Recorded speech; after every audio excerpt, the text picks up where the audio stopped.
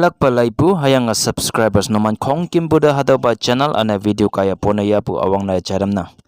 Tenyi bu video kaya karong yung ngaulan pa ya yepayok haboy tenyi bu chu hewan pai phene teman ating lak pude tokke lai lak chine ating mangai bu pungau adam ya penang. Hadau pungau me kata adam me kawang de yaoweli ngau yang pai me iman pai hangke atu hau yasana tai bu pungau adam hakangonang. Lai bulan yome sayong puai Titanic filma lai ngaolak. Hadau filma ating mangai bu pungau ngonang. May 31, 1911 me hadau Titanica linga soyang ki. Linga soyang pai me April 10, 1912 ni awang pa Voyage Southampton, England me bu New York City, USA ngaolak chine 2,240 passengers. Ane sip me tuiling ngo pulan ya tayang ki. Hakke mantai be Titanic ling buba Thomas Andrew kaya Catalan de ibua. Hadau Titanica aubio yang mong de yihinglak. Kahwang nohoi hadau Titanica yang mong de hingna yoklak se iyange iya kahwang de yaoweli yang ki. April 15, 1912 me hadau Titanica yang ching mangopu iceberg de sayanga miang yang ki ane yang ching mong de hingata yang ki. 1,500 tok de Catalan li yang ki. Hadau yo me Thomas Andrew ijing mang nohoi yetau be yang ching me mapu pungau ngonang. 1960s, 1970s and 1980s pangba me karong nyuma yong famous name yang bu hemlock bu khung Beatles se iyang ngoyang ki. Hado khung me hemlock bu ane hem nyan bu ba John Lennon ne jisu phaya Beatles anya ne famous na hayang Christian na karong nyuma bu ma atai lakse kawang de yaoweli ngoyang ki. 8 December 1980 ni ijing fan Mark David Chapman semin pu yan siang pai kepe John Lennon na tuyang ki. Iye kawang da yaoweli bujing ne hakke iyana ma pu se inang. Hadawa Deontay Wilder ngonang iya World Boxing Heavyweight Champion ngoyang ki. October 9, 2021 ya Nevada, USA me i hayange Jisu Krista da yong ating lak pu boxer Tyson Fury semin bu imni wolak na ngayang ki. Haka manwon sau me pre-match interview me Deontay Wilder kaya Tyson Fury ating lak pu Jisu da yaoweli ngoyang ki.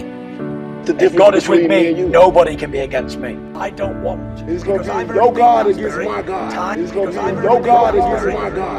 Hayang Twitter me nang ching kawang nohoi nanga ayang mabu yayan oklak se iyange Deontay Wilder kaya kawang da yaoweli yang ki.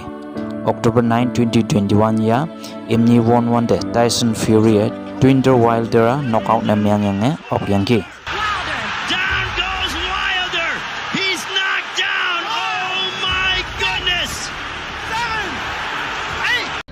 Legs are not underneath him.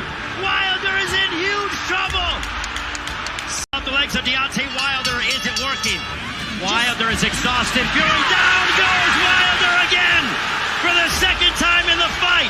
Badly, they are stitching him up and they will immediately take him to the hospital for a neurological test and to Please sebuba me yong yasana tebu pungau hakangonang. Campinas present me atam simnyu simbalan kari me nawya cha iman phaya ai tai lak china se payang ki. Hadau nawya inyuo nawya phai kari song de jam se layang ki.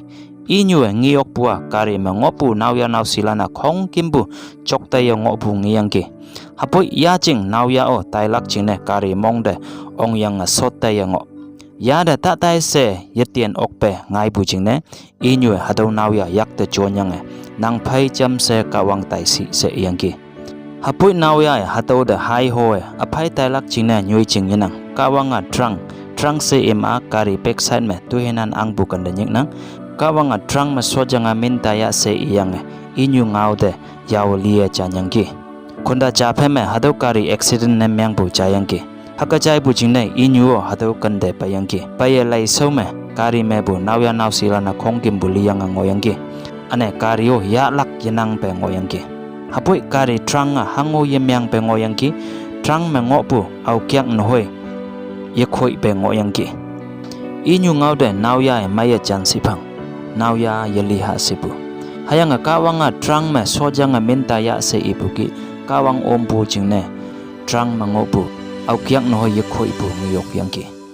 Taukai lai bulan tu maneo hadau pungau mengipu or chai bu ki teman ating lakpu kawang dah yaoweli yate lak cina se ada video kaya pong demnang lai bu teman moi lande kawang moy man ba